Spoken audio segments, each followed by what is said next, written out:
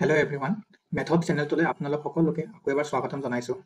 এতিয়া ADRE skill test start হ'বলৈ গৈ আছে from 15th of June, যাৰ কাৰণে আমাৰ হাতত মাত্ৰ 25 to 26 days আছে। এতিয়া যদি আমি আগৰ সিলেবাসটো ফলো কৰিব যাওঁ তেতিয়াহ'লে MS Word, MS Excel আৰু MS PowerPoint আমি শিকিবলৈ লাগিব। আশা কৰোঁ অলৰেডি আপোনালোকৰ প্ৰিপাৰেচন আৰম্ভ হৈছে। আপোনালোকে ভালকে প্ৰিপেয়াৰ হৈ আছে এক্সামৰ কাৰণে। লাষ্টৰ যি 20 days থাকিব এক্সামৰ কাৰণে, তো এইকেইদিন আপোনালোকে যিমান পাৰে সিমান মক টেষ্ট দিব। মক টেষ্ট কেনেকুৱাকৈ দিব আপোনালোকে ইউটিউবত গ'লে ইউটিউবত পাই যাব। এই ভিডিঅ'টো যেনেকৈ মই এতিয়া ইউটিউবত দি আছোঁ আপোনালোকে ইউটিউবত চাব পাৰিছে। ঠিক একেদৰে বেলেগ বেলেগ ইউটিউব চেনেলৰ হওক বা ভাল এডুকেটৰৰ হওক তেনেকৈ মক টেষ্টবিলাক পাব। সেইবিলাক আপোনালোকে পাৰচেজ কৰি পেলাই কৰিব পাৰে। আৰু সেইটো নকৰি পেলাই অনলাইন যদি গুগলত গৈ পেলাই আপোনালোকে চাৰ্চ কৰে যে গিভ মি মক কুৱেশ্যন পেপাৰ্ছ বা give me previous year question papers of skill test, তেতিয়াহ'লে তাতো বহুতখিনি আপোনালোকে স্কিল টেষ্টৰ পেপাৰ পাই যাব। অকল অসমৰ বুলিয়েই নহয়, বেলেগ বেলেগ ৰাজ্যৰ যোনবিলাক কম্পিউটাৰ স্কিল টেষ্ট হয় সেইবিলাকৰো পেপাৰ পাই যাব। এতিয়া আমাৰ ফালৰ পৰা এটা মক চিৰিজ আছে। চ' সেই মক চিৰিজৰ পৰা আমি ইয়াতে আজি এটা এক্সেলৰ কুৱেশ্যন আপোনালোকক কৰাবলৈ গৈ আছোঁ। কাৰণ এক্সেলটো খুবেই জৰুৰী শিকিবলৈ। এক্সেল যদি এক্সেলৰ ফাংচনছবিলাক নাজানে, ফৰ্মুলাছবিলাক নাজানে, তেতিয়াহ'লে এক্সামত অলপ আপোনালোকে প্ৰব্লেম পাব। ৱৰ্ডটো যেনে তেনে আপোনালোকে টাইপিং কৰি ফালে ফাংচন যি কৰিব দিয়ে সেইখিনি কৰিব পাৰিব। আৰু পাৱাৰ পইণ্টটো ইমান এটা বিশেষ টান নহয়। যদি টান হ'ব তেতিয়াহ'লে এক্সেলখিনি, কাৰণ এক্সেলৰ লাষ্ট ইয়াৰ কিছুমান এক্সামত বা কিছুমান চিফ্টত টেবুলাৰ ফৰ্মত কুৱেশ্যনছ দি দিছিলে, কিন্তু কিছুমান এক্সামত আপোনালোকে ষ্টেটমেণ্ট বেছ লিখি দিছিলে যে তাৰ পৰা টেবুল বনাব দিছিলে। মেইনলি যোনখিনি চেলাৰী শ্লিপ বনোৱা কুৱেশ্যনছ আছিলে। তো আজি আমি ইয়াতে এটা টেবুলাৰ ফৰ্মত থকা কুৱেশ্যন এটা লওঁ। এইটো আমাৰ যোনটো মক চিৰিজৰ এটা মক টেষ্টৰ মক নম্বৰ 5ৰ পৰা মই এটা কুৱেশ্যন ইয়াত লৈছোঁ। তো আপোনালোকৰ ডাইৰেক্ট আমি কুৱেশ্যনটোলৈকে গৈছোঁ। এইটো আছিলে এক্সেলৰ কুৱেশ্যন। ইয়াতে কৈছে reproduce the document in MS Excel and perform the task. ইয়াতে এখন টেবুল দিয়া আছে। এই টেবুলখন আমাক MS Excelত টাইপ কৰিব দিছে, দি পেলাই ইয়াতে 5টা কুৱেশ্যন দিছে। এই 5টাৰ আমাক এনচাৰ কৰিব দিছে। তো আমি ফাৰ্ষ্ট এই টেবুলখন এক্সেলত বনালোঁ। এক্সেলৰ পেজ এটা ইয়াত খুলি লৈছোঁ আৰু ইয়াত আপোনালোকে সময় নষ্ট নকৰি যি টেবুল বনাব দিয়ে সেই টেবুলখন এবাৰত টাইপ কৰি ল'ব। টেবুলৰ যি ফৰ্মেটিং কৰিবলগীয়া আছে সেইখিনি পাছত কৰিব, আগতে টেবুলখন বনাই ল'ব। মই অলপ মাজৰ পৰা ষ্টাৰ্ট কৰি ভাল পাওঁ, তো মই ইয়াৰ পৰা ষ্টাৰ্ট কৰিছোঁ। তো ফাৰ্ষ্ট অফ অল মই টেবুলখন ইয়াত টাইপ কৰি লৈছোঁ।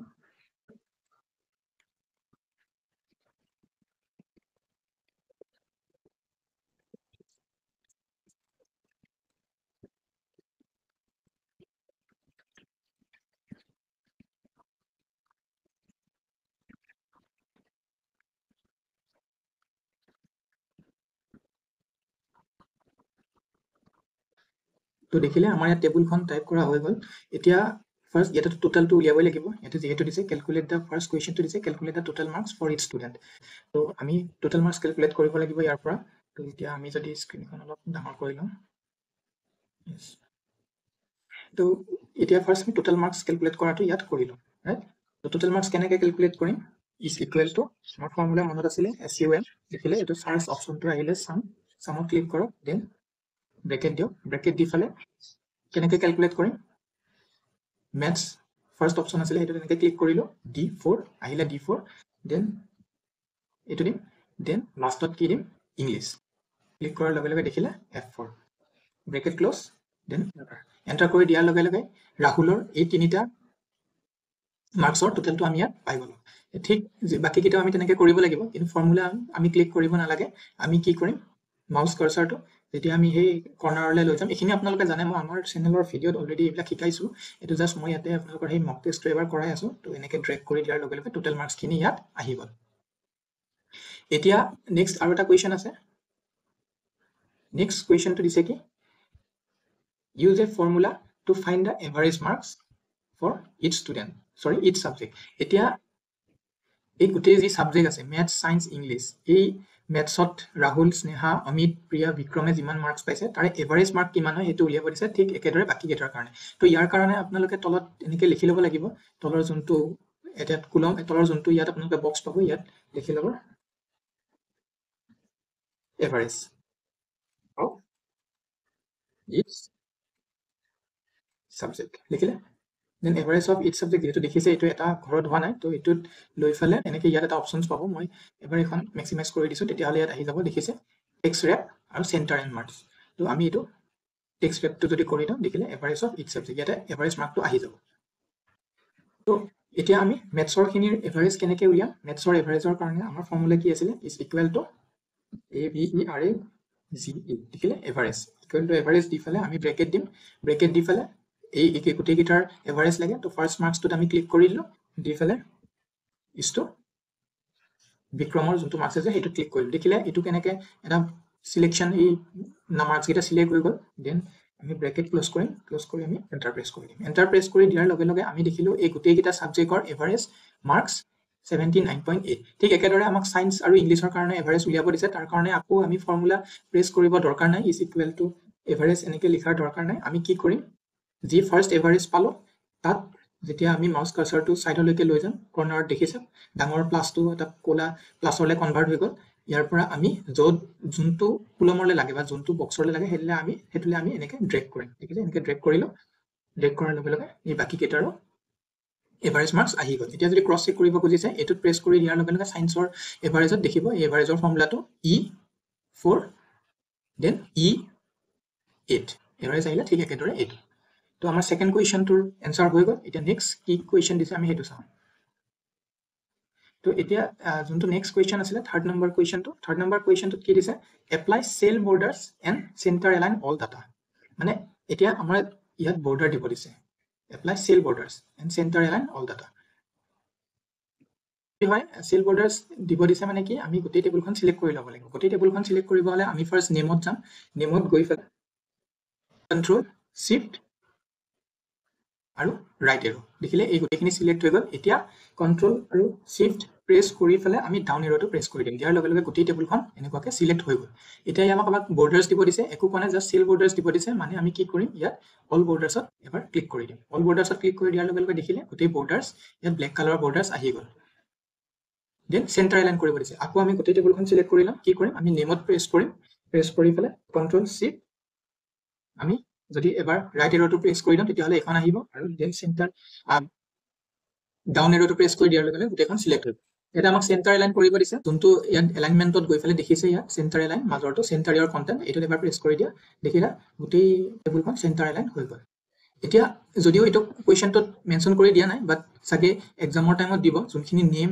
এই গোটেইখিনি আছে এইখিনি আপোনালোকৰ বোল্ড কৰিব দিব পাৰে তো এইখিনি সিলেক্ট কৰি পেলাই এনেকৈ বোল্ড কৰি দিবা আৰু এই নামকেইটা ইফালে থাকিলে তো এইখিনি হ'ল আমাৰ কৰিব দিয়া কুৱেশ্যনৰ তিনিটা কুৱেশ্যন কৰিলোঁ দেন 4 নম্বৰটোত আছে ইউজ কণ্ডিশ্যনেল ফৰ্মেটিং ইয়াতে কণ্ডিশ্যনেল ফৰ্মেটিং ইউজ কৰিব দিছে টু হাইলাইট মাৰ্কছ এইখিনিতো জাষ্ট চিম্পল আপোনালোকৰ কুৱেশ্যনটোত হৈ গ'ল তেনেকৈ এতিয়া কি হ'ব একদমতো চিম্পল থাকিলে কথা নাই বাট যোনটো উইথ কম্পিউটাৰ এক্সাম থাকিব উইথ কম্পিউটাৰ স্কিল টেষ্টটো থাকিব তাত কিন্তু এইবিলাক ইউজ কৰিব দিব কণ্ডিশ্যনেল ফৰ্মেটিং কৰিব দিব শ্বৰ্ট ফাংচনটো ইউজ কৰিব দিব ফিল্টাৰ ইউজ কৰিব দিব বা অলপ ডিফিকাল্ট যেনেকৈ ভি লুকআপ থাকিলে সেইবিলাক ইউজ কৰিব দিব পাৰে use conditional formatting two highlight marks bill' 75 in red তো কি হৈছে ইয়াত কুৱেশ্যনটো কি কৈছে মই এবাৰ দেখুৱাই দিছোঁ তো ইয়াতে কুৱেশ্যনটোত এইটো কৈছে যে কণ্ডিশ্যনেল ফৰ্মেটিং ইউজ কৰিব দিছে to highlight marks bill' 75 in red মানে গোটেই কেণ্ডিডেট কেইজনে যাৰ মাৰ্কছ 75ৰ তলত আছে তো সিহঁতৰ যোনখিনি মাৰ্কছ সেইখিনি ৰেড কালাৰত হাইলাইট কৰিব দিছে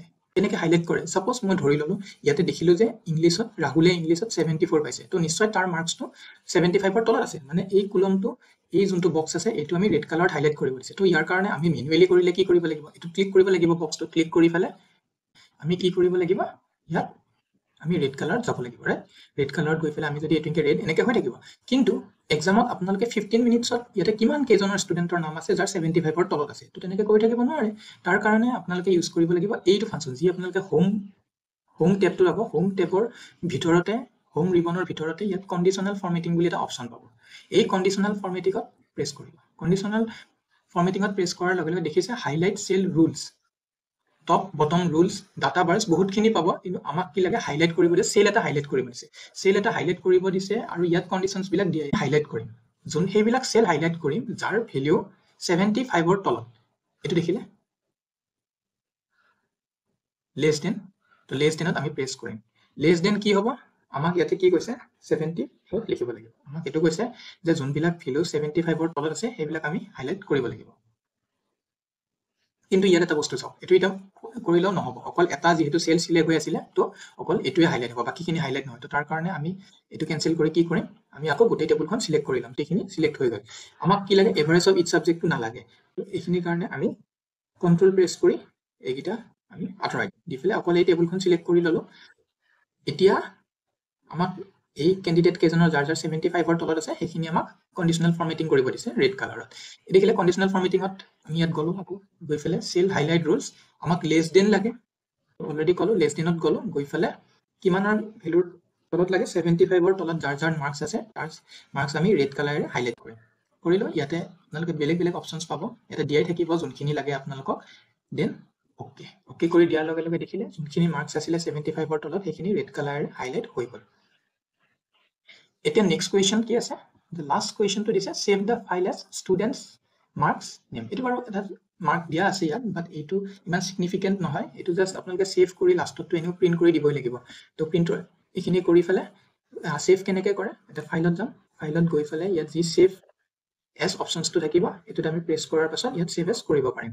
আৰু নহয় আমাক বোলে প্ৰিণ্ট কৰিব লাগে গোটেই ফাইলটো, এনেতো প্ৰিণ্ট কৰিবই লাগিব। তো প্ৰিণ্টৰ কাৰণে ফাইলত গৈ পেলাই ইয়াত তলত দেখিব প্ৰিণ্ট বা CTRL Ctrl P প্ৰেছ কৰিলেও প্ৰিণ্ট হ'ব। প্ৰিণ্টত প্ৰেছ কৰিলে, প্ৰেছ কৰাৰ পাছত ইয়াত আপোনালোকে প্ৰিভিউটো দেখিব, আপোনালোকৰ কি কৰিব দিছিলে। ফাৰ্ষ্ট টেবুলখন টাইপ কৰিব দিছিলে, কৰিলে, এভাৰেজ উলিয়াব দিছিলে, ইচ ছাবজেক্ট উলিয়ালে, টোটেল মাৰ্কছ উলিয়াব দিছিলে, ইচ ছাবজেক্ট ইচ কেণ্ডিডেটৰ উলিয়ালে, দেন চেল বৰ্ডাৰ্ছ দিব দিছিলে, দেখিলে গোটেই চেল বৰ্ডাৰ্ছ ইয়াত দেখিবলৈ পাইছে। দেন কণ্ডিশ্যনেল ফৰ্মেটিং ইউজ কৰি পেলাই মাৰ্কছ হাইলাইট কৰিব দিছিলে, কৰিলে। তো আপোনালোক গোটেই কুৱেশ্যনটোৰ এনচাৰ ইয়াত হৈ গ'ল। তো ইয়াৰ পাছত ইয়াত প্ৰিণ্ট কৰিব লাগিব যেনেকৈ গুণখিনি কৰিব দিয়ে তেওঁলোকে। তো এতিয়া মই একো নকৰোঁ এইটো। তো আজিৰ এই ভিডিঅ'টো এইখিনিয়ে আছিলে, আশা কৰোঁ আপোনালোকে বুজি পালে কেনেকৈ কণ্ডিশ্যনেল ফৰ্মেটিং। মোৰ একচুৱেল উদ্দেশ্য কি আছিলে এই ভিডিঅ'টো লৈ অহা, আপোনালোকক এইটো জনাবলৈ যে আমাৰ মক টেষ্টত আপোনালোকে একদম স্পেচিফাইড যোনখিনি বস্তু আপোনাৰ এক্সামৰ ফালৰ পৰা ইম্পৰ্টেণ্ট বুলি আমি ভাবোঁ সেইখিনিহে ইনক্লুড কৰিছোঁ। আৰু টোটেল 7টা মক টেষ্ট পাব আপোনালোকে। এতিয়ালৈ বৰ্তমান সময়ত আমাৰ 2টা মক টেষ্টৰ চিৰিজ আছে। ফাৰ্ষ্টটো হ'ল যোনখিনি beginners level along with intermediate level তেওঁলোকৰ কাৰণে। সেইখিনি কৰাৰ পাছত যদি মন কৰে, ভাবিছে যে আমাক আৰু অলপ মক টেষ্ট লাগে, তেতিয়াহ'লে আমাৰ যোনটো ছেকেণ্ড চিৰিজ এতিয়া বৰ্তমান প্ৰিপেৰেশ্যনত আছে সেইটো ল'ব পাৰে। সেইটো চিৰিজত আমি অলপ APSCৰ যোনখিনি কম্পিউটাৰ স্কিল টেষ্ট আছিলে, সেই APSCৰ কম্পিউটাৰ স্কিল টেষ্টৰ লেভেলত বনাইছিলোঁ। তো সেইখিনিও মক টেষ্ট আপোনালোকে আমাৰ পৰা কিনিব পাৰে। আৰু আমাৰ মক টেষ্টৰ কাৰণে এইটো দেখিছে, এইটো নাম্বাৰত যদি আপোনালোকে হোৱাটছএপ কৰে, এইটো UPI-টো আছে 59 rupees অনলি ফাৰ্ষ্ট 7টা মক টেষ্টৰ কাৰণে। ছেকেণ্ড 7টাও আমি 59তে প্লেচ কৰি থ'ম, বাট সেইটো পাছত ল'ব। আগতে এই মক টেষ্টটো আপোনালোকে আমাৰ পৰা কিনি পেলাই কুৱেশ্যনছকেইটা কৰি চাওক পাৰে নে নোৱাৰে। আৰু টাইমটো মেইনটেইন কৰিবলৈ মই মক টেষ্ট কিয় কৰিব কৈ আছোঁ, মেইনলি বিকজ আপোনালোকৰ তেতিয়াহে 45 মিনিটছত মোৰ কুৱেশ্যনছবিলাক কৰা হৈছেনে নাই। আৰু এটা কুৱেশ্যনত আপুনি 15 মিনিটছৰ ওপৰত নল'ব, কাৰণ 15 মিনিটছৰ ওপৰ হৈ গ'লে এই বাকীকেইটা কুৱেশ্যনছত অলপ আপোনাৰ কৰোঁতে অসুবিধা পাব, মানে টাইম কনষ্ট্ৰেইণ্ট হৈ যাব পাৰে। তো যদি মক টেষ্ট ল'ম বুলি ভাবিছে তেতিয়াহ'লে আমাৰ এই নাম্বাৰটোত এবাৰ এটা হোৱাটছএপত মেছেজ দিয়ক, ডিটেইলছ যদি লাগে তেতিয়া ডিটেইলছখিনি ইয়াত পাই যাব। আৰু যদি আৰু কিবা এনেকুৱা টপিক আমাৰ পৰা ৰৈ গৈছে, আমাৰ আগৰ ভিডিঅ'বিলাক আশা কৰোঁ আপোনালোকে চাইছে, আৰু যদি আমাৰ আগৰ ভিডিঅ'বিলাক চোৱা নাই তেতিয়াহ'লে চাওক, তাতে স্পেচিফিকেলি এক্সাম পাৰ্চপেক্টিভৰ পৰা কেনেকুৱা টপিকৰ ওপৰত কুৱেশ্যন হ'ব পাৰে, MS Word, PowerPoint, Excel গোটেইখিনি কৰাইছোঁ। আৰু যদি কিবা টপিক ৰৈ গৈছে আপোনালোকে আমাক কমেণ্ট ছেকশ্যনত জনাওক, আমি সেই টপিকৰ ওপৰত ভিডিঅ' আপোনালোকৰ কাৰণে লৈ আহিম ফ্ৰী অফ কষ্ট।